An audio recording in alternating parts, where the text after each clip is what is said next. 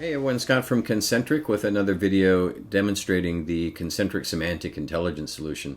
Now in this video I'm going to focus on risk management with a particular emphasis on the tasks that you might want to perform to help protect your remote workers. We're doing a lot of remote work right now. We're happening at Concentric as well.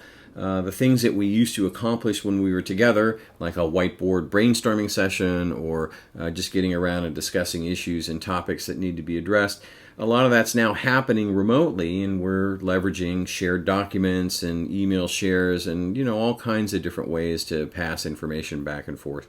And unfortunately that can create some situations where we expose ourselves to more security risks than we probably would have otherwise. We're distracted.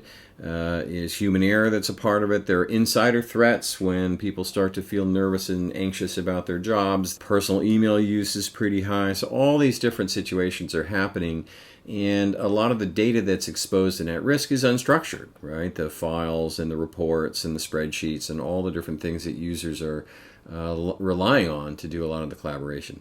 Now I'm going to take a little bit of a different approach to demonstrating some of the things that semantic intelligence can do to help you address this security issue. Normally in my other demos I'm starting with these tiles that give us a pretty quick way to access major types of risks. In this particular case I'm going to go up here and go directly into the filtering builder. So there's a filter builder here that gets us where we want to go. As you can see, as soon as I pop up here, I'm getting a list of all the different major categories that we've found with Concentric's deep learning engine.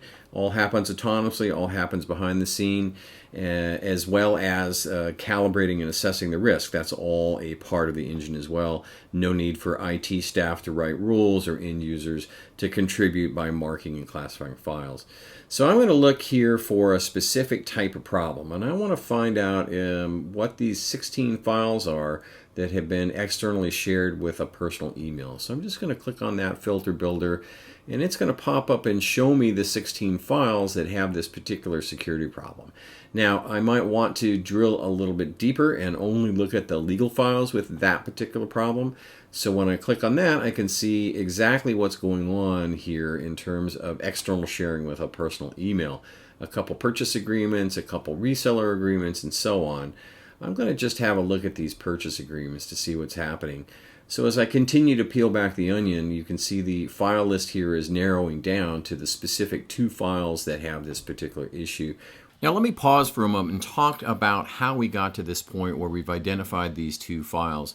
We use something called risk distance technology, which compares each individual file to its peers to spot at-risk outliers. And this is a great way to do it because it autonomously reveals the implicit policies used by the content owners and doesn't require your IT staff to be content experts to know how to find those files. We'll click on one just to have a look at what this looks like on the file display. And right here we can see the red badge telling me I've got an entitlement issue, external personal email.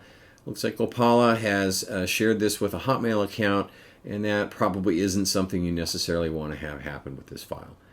So that's just a real quick demo of how the Semantic Intelligence solution can help you manage risk in a remote work environment. To recap, what we did is we went straight into the filter builder and we looked for sharing via personal emails, and it made it real quick and easy for us to narrow this down into the specific sets of files we wanted to explore and see where we had those types of problems.